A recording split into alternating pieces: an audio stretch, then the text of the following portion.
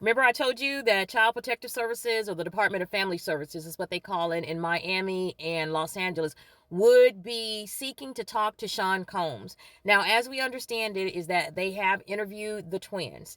Here's Delilah and Jesse. And they're 17. There are a number of people like they're 18, they're adults. No, they're 17, dressed like this with their brother. I'm sorry, y'all. I have a big brother. He would probably come on here and attest. Ain't no way.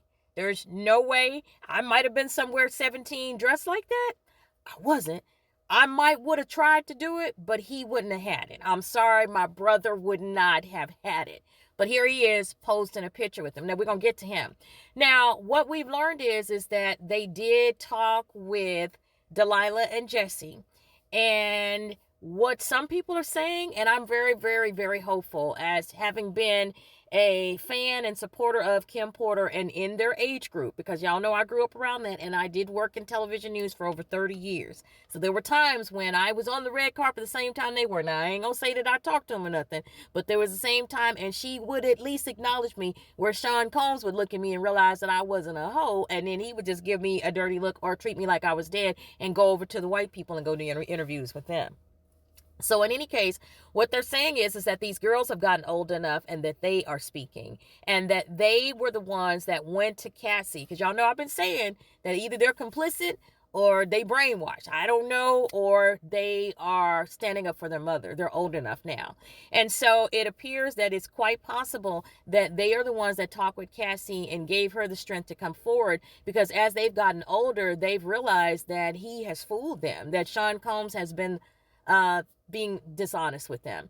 And they're old enough now, they've got their own cars, and he don't have nobody raising them, because remember, girls need guidance all the way through. And here they are, these two young girls, just on yachts and at parties with beds in them and all this, no chaperone. And what I have learned is that the nanny that they had, the nanny that was recently fired, or I should say maybe about 2 years ago fired, that was all prompted because the girls started to ask her questions about their mom, because they found it suspicious that when they were 11, they didn't usually spend the night over at Sean Combs' house unless their mother was there, because she knew about the mom, knew about the freak offs and all that. We hear that she was writing a book on it.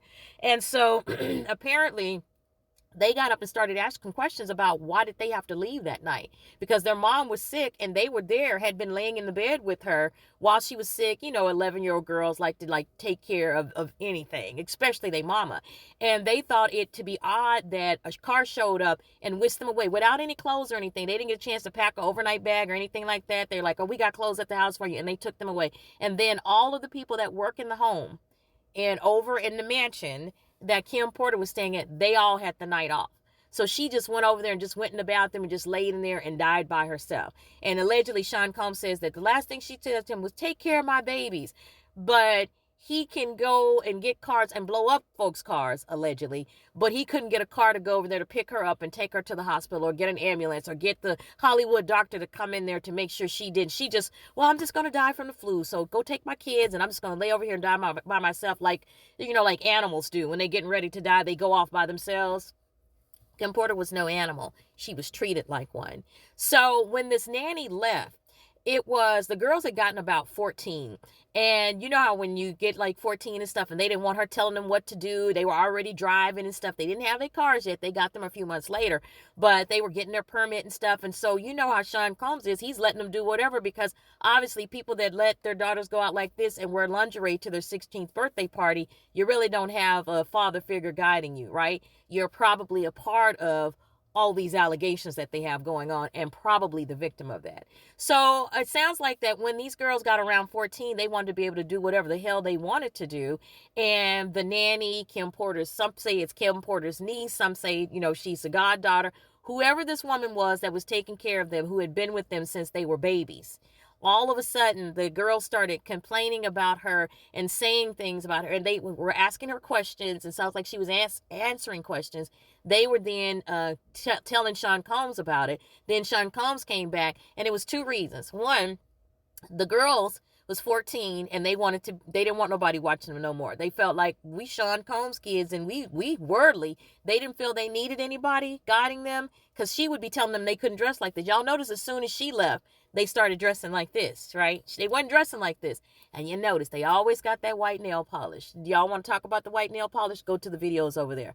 But let me wrap this and pull it all together, okay?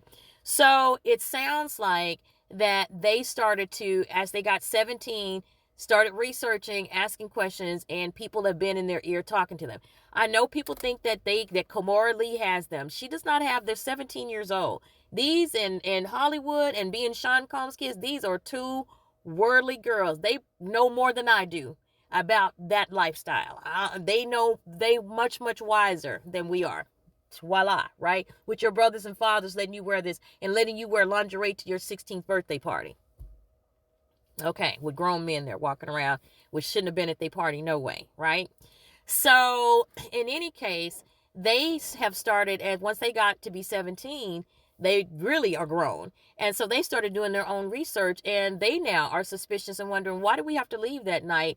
And why come, our dad didn't do anything to save our mom? Because you have to be a pretty sorry mother to let the children of the mother of your children just lay over in a house a few doors down, basically, and just lay over there and just die by herself.